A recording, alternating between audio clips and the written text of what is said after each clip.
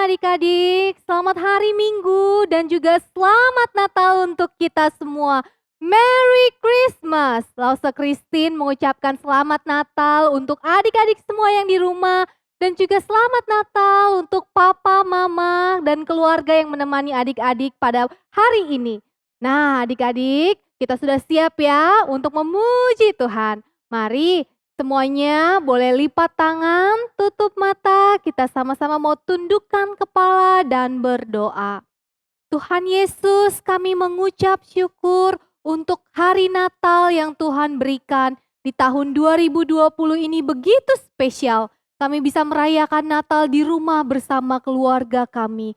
Terima kasih untuk kesehatan yang selalu Tuhan berikan bagi kami di rumah beserta keluarga. Sebentar kami siap untuk memuji Tuhan, untuk merayakan hari kelahiran Tuhan. Kami bersyukur sekali. Biarlah Tuhan Engkau memberkati setiap kami yang ada di rumah maupun Lause yang ada di gereja. Terima kasih ya Tuhan, hanya demi nama-Mu Yesus kami berdoa dan bersyukur. Amin. Nah adik-adik, kita sudah siap ya mau memuji Tuhan. Lause mau ajak semuanya bangkit berdiri. Ayo berdiri. Kita mau sama-sama katakan haleluya, haleluya, haleluya.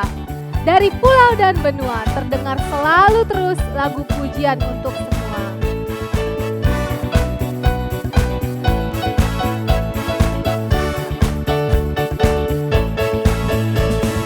Dari pulau dan benua terdengar selalu terus lagu pujian semua bagi nama penebus.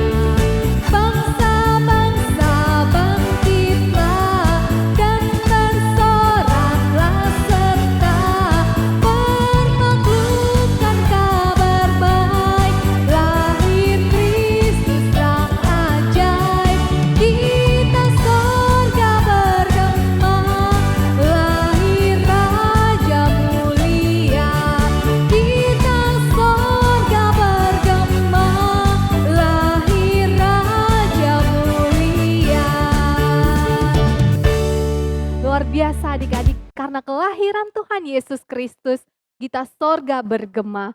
Tentunya ada sukacita buat adik-adik dan juga buat Lause. Nah, Lause mau ajak kita semua sekarang untuk tetap memuji Tuhan. Lause mau persilahkan adik-adik duduk terlebih dahulu. Kita naikkan pujian, singing glory, praise the Lord. Biar sama-sama kita muliakan nama Tuhan kita. Kita katakan haleluya.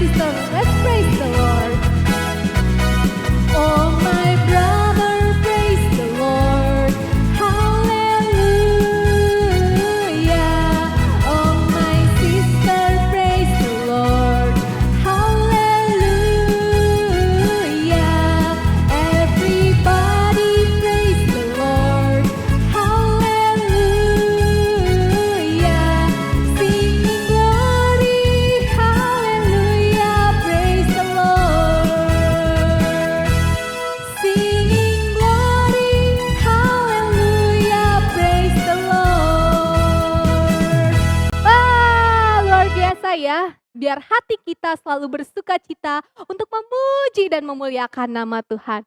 Adik-adik, Lause mau undang adik-adik semua bangkit berdiri. Kita mau naikkan pujian, Dia lahir untuk kami, Dia mati untuk kami. Dia itu siapa?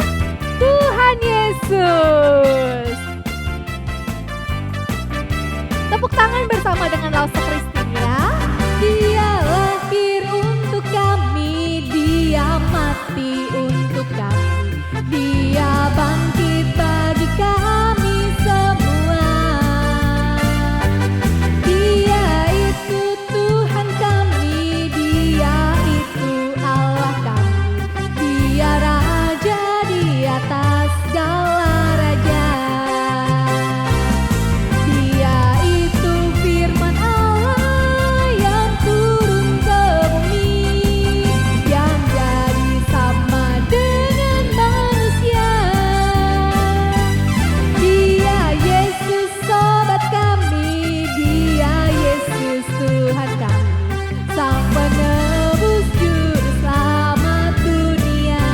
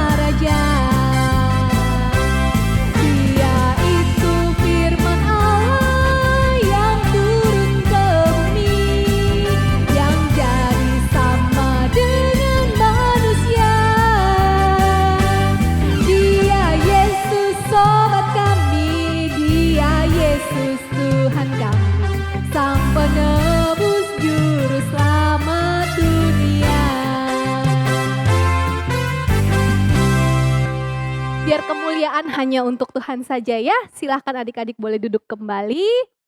Adik-adik, Lausa mau ajak kita sama-sama mau merenungkan sebuah lagu. Lagu yang sangat indah, 1000 lilin biar dinyalakan di tengah dunia. Adik-adik tahu siapa itu 1000 lilin?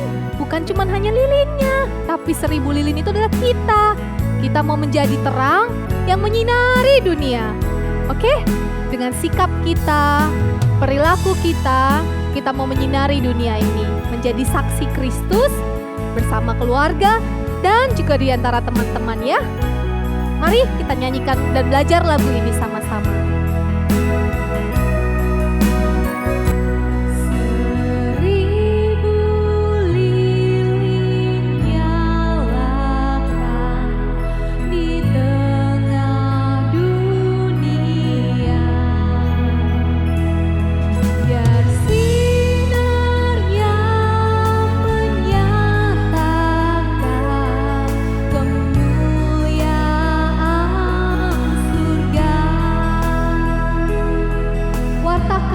Dunia kabar sukacita ini ya.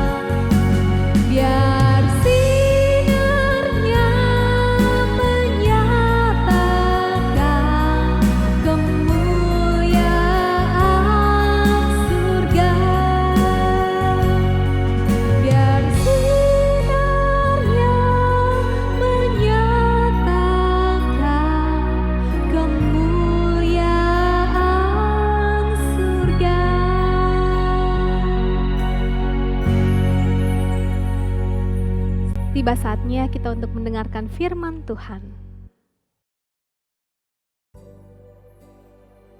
Shalom teman-teman sekalian, senang sekali kita bisa ikut sekolah minggu yang terakhir di tahun ini. Nah teman-teman sekalian, sebelum kita mendengar cerita firman Tuhan, saya mau ajak kita sama-sama kita berdoa terlebih dahulu. Bapa di surga, terima kasih untuk pertolongan pimpinan-Mu di sepanjang tahun ini. Kami bersyukur kalau Tuhan baik bagi kami semua. Dan saat ini ya Tuhan, kami juga bersyukur kalau kami masih punya kesempatan untuk beribadah, untuk belajar firman Tuhan. Tuhan tolong supaya kami bisa mengikuti belajar firman Tuhan dengan baik pada hari ini. Tuhan berkati Loso William yang akan menyampaikan cerita firman Tuhan. Kiranya dia boleh sampaikan dengan baik, dengan jelas kepada kami semua. Terima kasih ya Tuhan. Kami berdoa hanya di dalam nama Tuhan kami, Tuhan Yesus. Amin. Nah teman-teman sekalian, Loso tahu teman-teman pasti sering mendengar kata simbol. Nah simbol itu adalah benda atau gambar yang dipakai untuk menjelaskan, menggambarkan, mengekspresikan satu hal yang lainnya. Nah, Lause kasih contoh ya. Simbol yang sering kita pakai sehari-hari itu misalnya itu emoticon. Nah, teman-teman kalau sering ngechat WhatsApp, Line itu ada emoticon. Kalau misalnya emoticonnya itu gambarnya wajah yang sedang senyum, sedang smile, apalagi kalau senyumnya itu lebar, itu menyimbolkan sesuatu. Artinya adalah orang itu sedang happy, orang itu sedang senang, gembira. Kalau emoticonnya itu gambarnya itu orang yang sedang nangis, artinya itu simbol bahwa yang kirim itu sedang sedih, gitu ya, atau kecewa. Kalau gambarnya misalnya tangan yang terlipat dua begini, wah ini artinya bisa beda-beda. Bisa artinya itu berdoa, ya, ayo tolong doain gitu ya. Terus kemudian ada gambar tangan begini, artinya ayo kita doa. Atau bisa juga artinya memohon, please, ayolah gitu ya.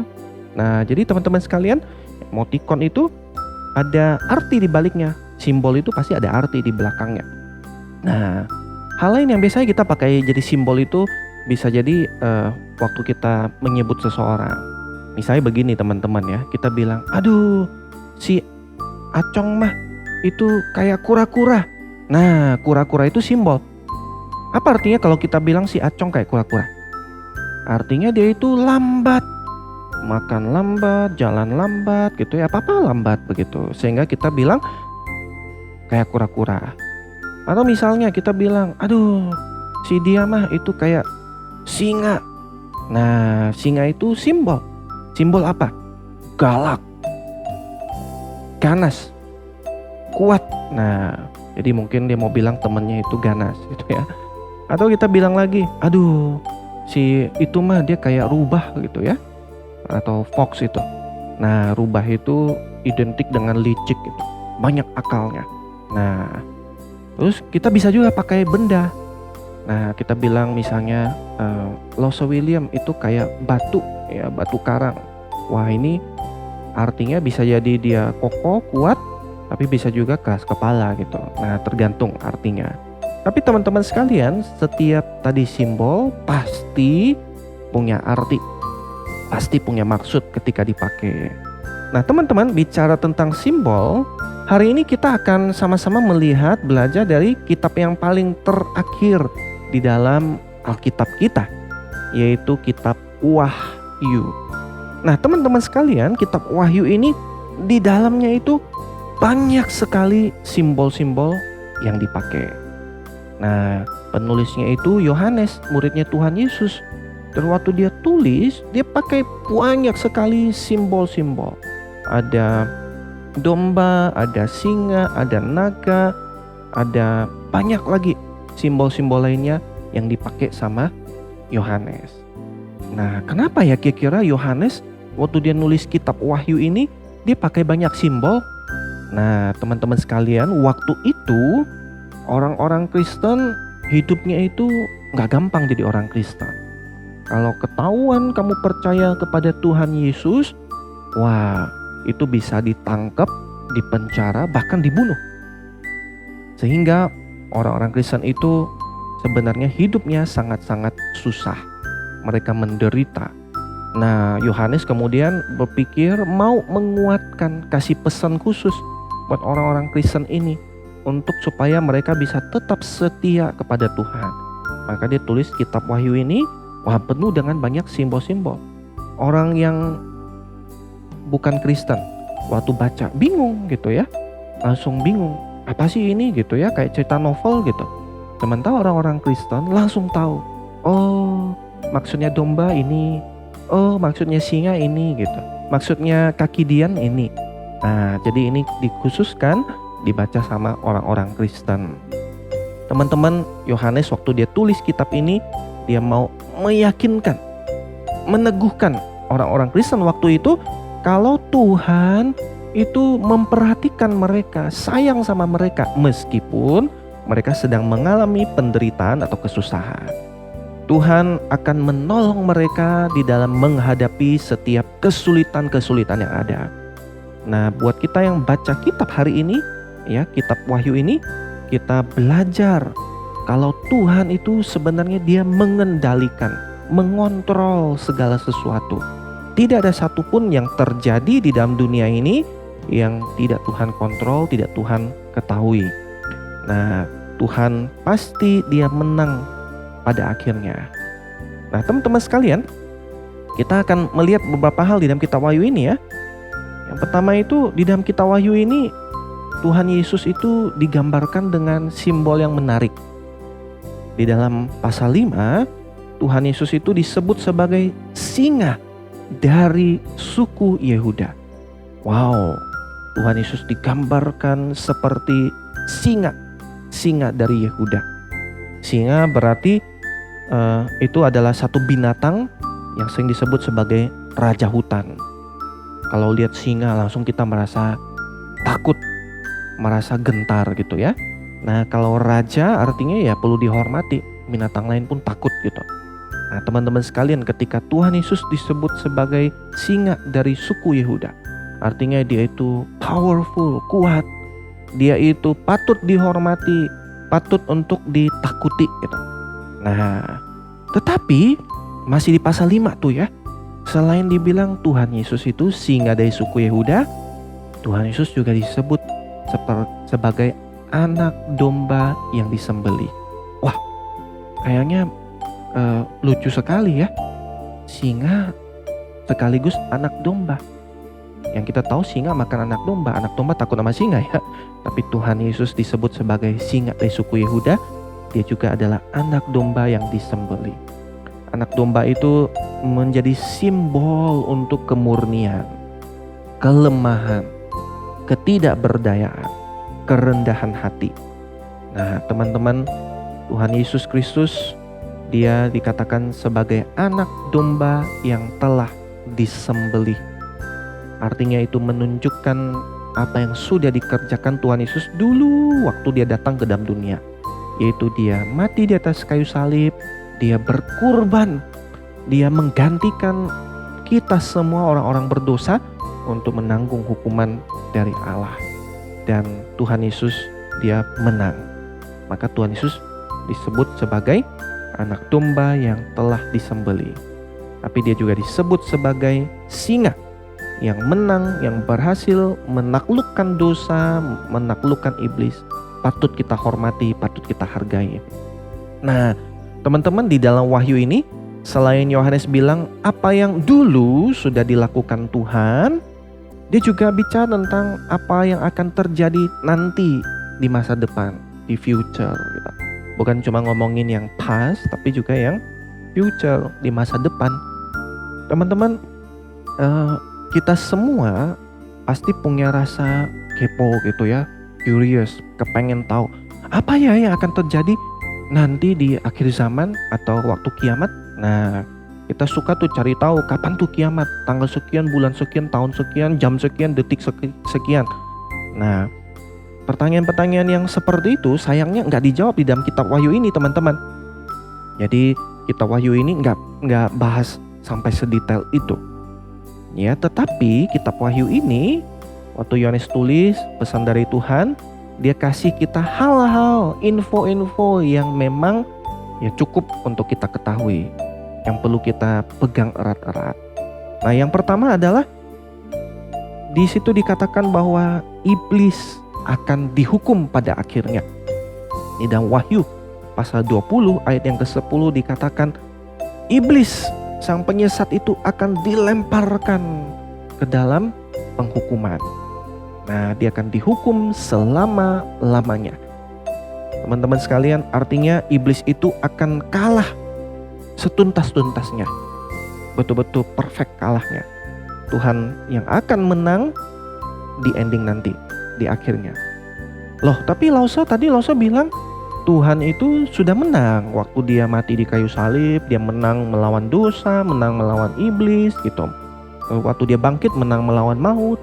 Nah, terus kok nanti menang lagi? Maksudnya gimana, Lausa?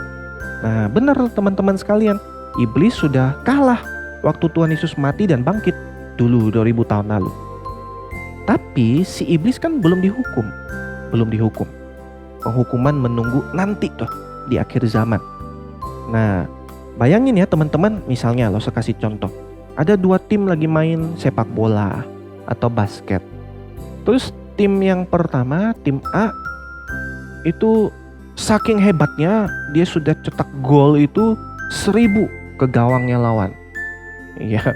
Terus tim basket yang A ini dia berhasil masukin bola basket ke ring lawan itu sampai 10.000 poinnya di dalam satu pertandingan, bayangin. Sementara musuh lawannya nilainya baru 0. Nah, teman-teman sekalian, kalau kamu jadi penonton, kamu lihat gitu ya satu permainan sepak bola atau basket dan permainannya sudah setengah pemain gitu ya, hampir selesai. Kamu lihat nilainya itu 1000 lawan 0, 10.000 lawan 0.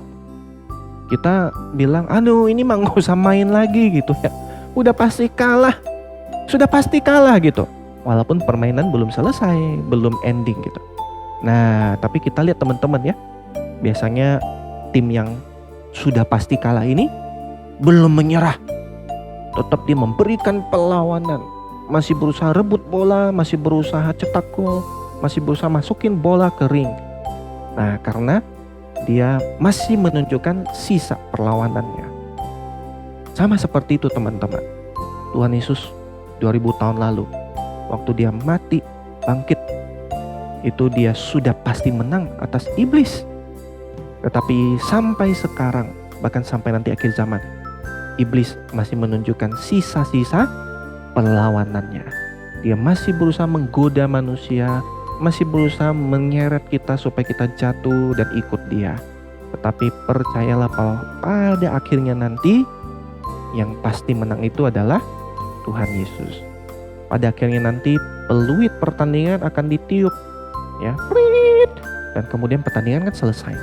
Nah, akhir zaman nanti bukan peluit yang ditiup, tapi sangkakala, trompetnya Tuhan.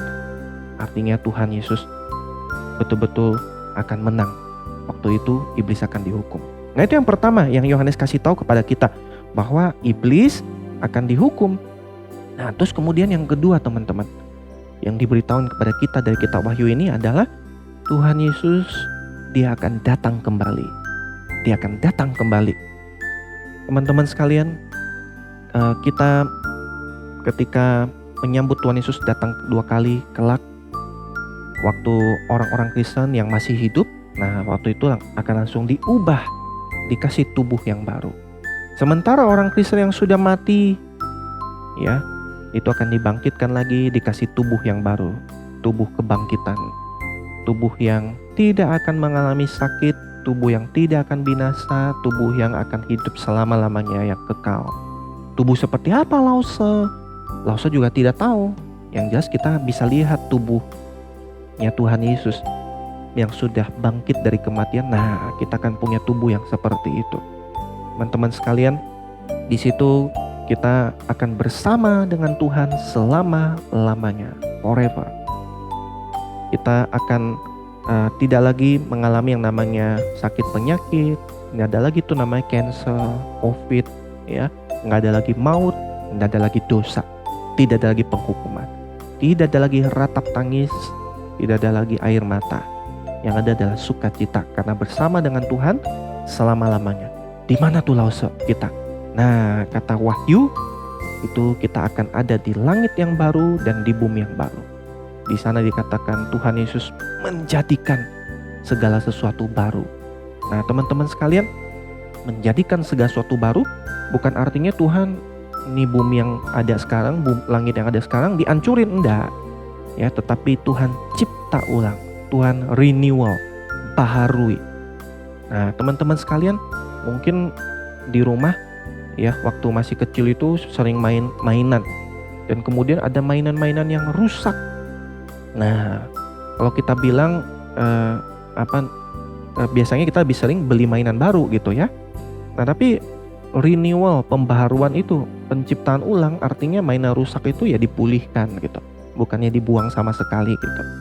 Nah, jadi sama seperti itu Tuhan ketika dia mencipta ulang, bukan dia hancurin, kiamat bumi hancur begitu ya, langit runtuh, enggak gitu. Tapi dicipta ulang. Nah, teman-teman sekalian, bukan recycle juga ya. Kalau recycle daur ulang. Jadi yang tadinya kualitasnya A didaur ulang jadi kualitasnya B, turun kualitasnya. Bukan seperti itu. Ya. Botol minum didaur ulang akhirnya jadi pot, bukan nggak bisa lagi buat minum gitu ya. Nah, enggak seperti itu juga, tapi dibaharui, kualitasnya dinaikin gitu. Nggak lagi mengalami sakit, nggak lagi mengalami kematian, nggak lagi melakukan dosa. Nah, seperti itu kelak. Jadi kita melihat teman-teman, wow, indah sekali. Ya, kita memulai dari kitab Kejadian, Tuhan mencipta dunia dan segala isinya. Tapi manusia jatuh di dalam dosa, akhirnya terpisah dari Tuhan. Dan kemudian endingnya itu Wahyu. Wahyu, di situ Tuhan datang kembali mencipta ulang segala sesuatu. Dan manusia yang tadinya terpisah dari Tuhan balik lagi, bisa bersama-sama dengan Tuhan selama-lamanya. Dan itu adalah isi kitab yang kita pelajari selama beberapa tahun ini, teman-teman sekalian. Nah, teman-teman, biarlah kita dengan setia menanti kedatangan Tuhan kelak. Tetap kita terus setia berharap menantikan kedatangan Dia. Ya, dan selama menunggu ini, biarlah iman kita terus kuat, terus kita berharap bersandar pada Tuhan. Ya, sampai Tuhan menjemput kita kelak. Mari teman-teman, langsung mengajak kita berdoa. Terima kasih Tuhan untuk pertolongan yang daripada Engkau sehingga kami bisa belajar Alkitab dari awal sampai akhir. Ya Tuhan, kami sadar bahwa apa yang kami pelajari ini bukanlah sekadar satu informasi, satu berita yang perlu masuk ke dalam otak kami saja. Tapi kami rindu ya Tuhan, apa yang kami dengar itu sungguh-sungguh mempengaruhi hati kami dan mengubah hidup kami. Ajar kami ya Tuhan untuk dengan setia menanti-nantikan Tuhan, berharap kepada Tuhan, setia kepada Tuhan di dalam kondisi apapun. Kami berdoa seperti Yohanes katakan ya Tuhan, datanglah Tuhan Yesus. Kami menanti-nantikan kedatangan-Mu. Kami berdoa kepada Engkau ya Tuhan, menyerahkan hidup kami seluruhnya kepada Engkau. Hanya di dalam nama Tuhan Yesus Kristus kami berdoa. Amin.